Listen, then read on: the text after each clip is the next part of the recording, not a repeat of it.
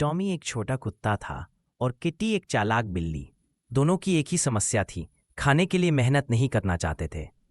एक दिन दोनों ने मिलकर प्लान बनाया, हम डिलीवरी सर्विस शुरू करते हैं। टॉमी घंटी बजाने का काम करता और किटी पार्सल उठाने का। शुरू किया पहला ऑर्डर, एक घर में दूध और ब्रेड पहुंचाना था। किटी चुपके से खिड़की से घुसी, ब्रेड उठाई। टॉमी दरवाजे पर रिंग रिंग भौंका। मालकिन ने दरवाजा खोला तो देखा एक बिल्ली ब्रेड लेकर खड़ी है और कुत्ता दरवाजे की बेल बजा रहा है। वो पहले तो चौंकी, फिर हंस पड़ी। उसने दोनों को बिस्कुट और दूध दिया और बोली, डिलीवरी कैंसल।